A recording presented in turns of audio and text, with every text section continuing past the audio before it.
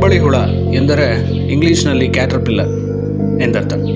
ಕನ್ನಡದಲ್ಲಿ ಇದನ್ನು ಕಂಬಳಿ ಹುಳು ಎಂದೇ ಕರೆಯುತ್ತಾರೆ.